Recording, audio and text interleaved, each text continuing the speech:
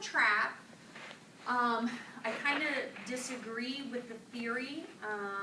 They taught it one way in the first edition. This new edition, they have changed it slightly, but I am going to go with the textbook and the theory because, again, state board questions are written based on the theory. So with this one, what you're going to do is the arm is going to be abducted with the thumb up like this. And what you're going to do is you're going to stabilize the other side of the scapula, and the middle trap does scapular retraction. So what we're looking for is in this shoulder abducted, horizontally abducted position, we're looking at the movement of the scapula doing retraction, okay?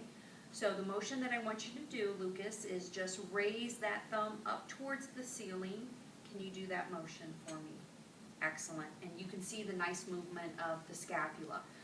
Very difficult. I'll let you rest because that's probably killing you.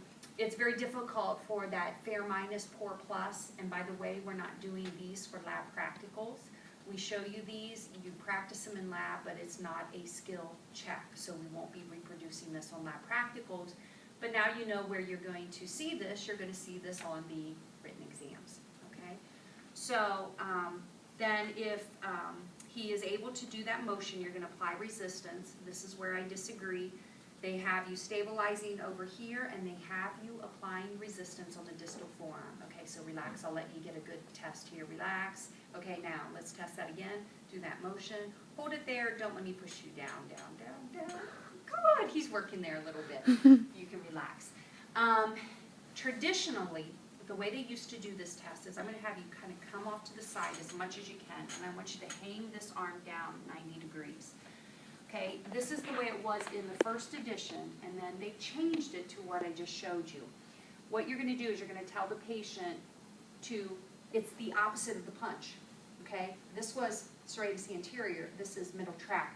So what you're wanting him to do is that motion. Okay, can you do that for me? Actually, you do that very well. Do that again.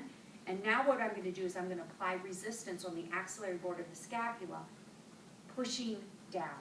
And I think you get a better impression of what the middle trap can do versus testing, hold it there, this way. This is very aggressive. We're crossing multiple joints. But that is the textbook theory for it. Okay?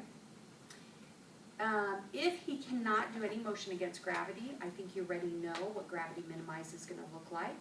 He's just going to be sitting. You'll have the same position, and you're looking for that retraction. Okay, cradle is on. Right? And since you're prone, I'm going to keep you here, but you can move back to where you were in the center. And you can, yeah, we'll do it very particular. There you go. All right, rhomboids. What do the rhomboids do? Red. Red. Retraction, elevation, downward rotation, dorsal scapular nerve. Okay. So what you're going to do is, in order to test this muscle, the start test position looks like this.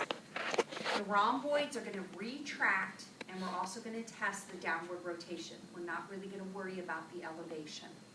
So by putting them in this position, what that does, and here's my winging scapula on Lucas, it brings the scapula into downward rotation by bringing the arm back like this. Then I'm going to ask him to take his hand off of, and relax for me, relax, okay? The motion that I want you to do is I want you to go from here to here. You don't have it? Okay. Which plays into a little bit of your winging scapula. Your rhomboids are really stretched right here, and you can see his winging scapula as well.